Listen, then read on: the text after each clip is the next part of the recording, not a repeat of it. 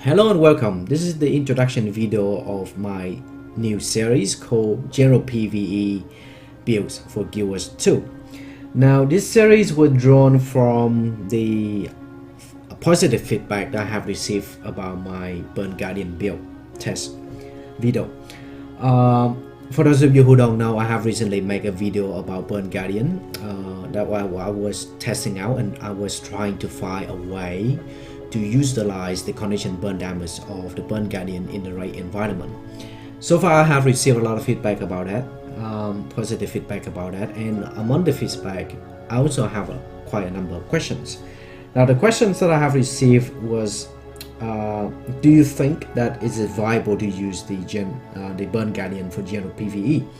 And the short answer that I gave them was yes. Burn Guardian, in my personal opinion, is one of the most effective builds that I have ever used. I have been using the Burn Guardian build for general PvE, and I will still continue to use the Burn Guardian build even as we speak. Even now, I'm making this video right now for you guys, for the video series for you guys. I am still using my Burn Guardian because it is so effective in general PvE, except for certain limitations, which I will be explained in my general PvE Burn Guardian video later on. This is just the introductions. And another type of question that I have received that was asking me, like, do you have any other builds that you think that can be effective and feasible for general PvE? Which make me think that there is a demand for general PvE builds that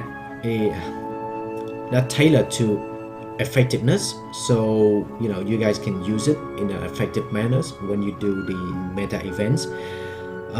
So that's got me to think about creating this series. So how do you define an effective build?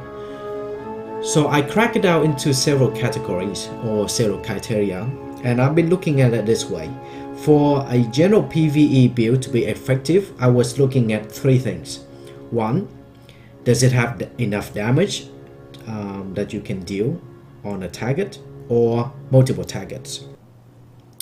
Does it provide you with enough survivability so that you can extend yourself when you are doing the general PvE mapping meta events? So for those of you who don't know what mapping is the term that a lot of people use to describe they go around the map and try to complete the entire map, so map completions, but also trying to do a lot of events in that map for farming purposes, or you can use farm as a key term as well.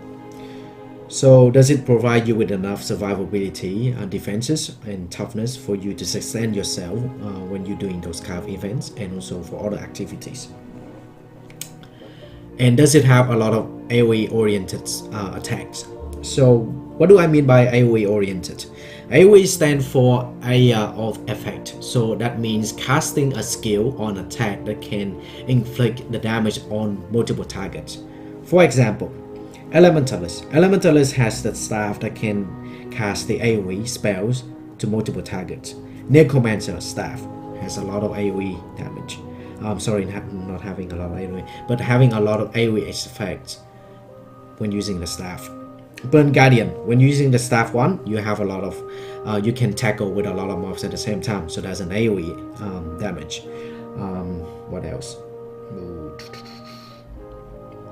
Burnserker Warrior. Burnserker Warrior has a lot of AoE attacks when using the longbow, which I'll be covering those classes in separate videos. So just to give you an example about the idea, what do I mean by AoE oriented? So if you are able to attack the mobs, or if you are able to attack multiple mobs at the same time, multiple targets at the same time, you will be able to collect more rewards from the loot system, and that's what I'm trying to look for when I come up with a build. So those are the three criteria that I'm looking for. Does it have enough damage? Does it have enough sustainability or survivability for you to do the events, and does it have a lot of AoE spells? So that's what I'm looking at for those three criteria when I come up with a new build. And so I'll be looking at the criteria from time to time. And what else should I be mentioning? Oh yeah, because this series is more tailored to the general PvE aspect, so I don't know how feasible this will be for the other game modes, so like Raid or World v World or PvE. So I'm not gonna be mentioning any of the any of the builds that I'm using in this series for other purposes. It will only be tailored for general PvE. Now you might question me that, okay, in general PvE, what do you care about what people run? I like to think, this is just my thinking anyway, this is just my own personal opinion, is that I have been recently gone back into the game and start commenting in certain meta events in Heart of Thrones, and I have found that a lot of new people that just recently got into Heart of Thrones, that they are not using builds that are effective in general PvE, and because of that, I'm not saying that it's not achievable for the event, but I would like to think that if people are using the right build, the effective build, it can get the event go smoother and also achieving a better result. So not wasting a lot of time in a certain event. So that's what I like to think. I like to have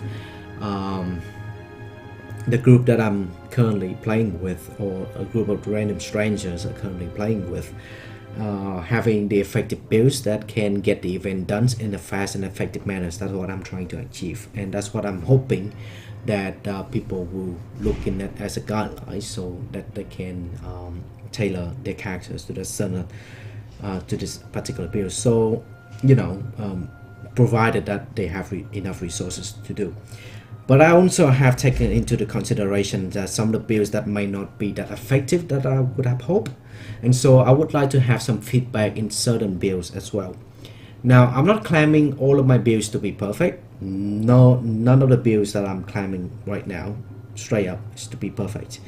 This is gonna be a continuous process, that trying to find the most optimum builds, the most effective builds at a certain time, because obviously in the future Arianes will be releasing a new updates, so the builds that I'm providing in the videos might not be effective for the future, and so it may not have a future proof. No, it doesn't have the future proof, and so that's what I'm trying to do. This is the series that I would hope to get feedback from you guys to improve my builds, and also trying to find a way that the builds that can be effective for general PvE, so that people can look into it as a guide, so that they can tailor their character into.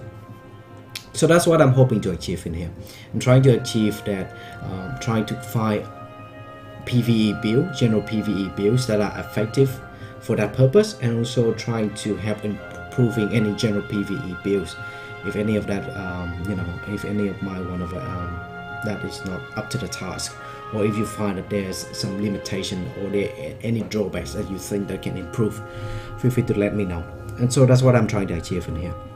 Alright, so that's it for the introductions. It's going a little bit longer than I thought, but I just letting you know what I think and what I'm hoping to achieve throughout this series. And again, this is my first time doing this kind of series, so any feedback, constructive feedbacks, I appreciate that.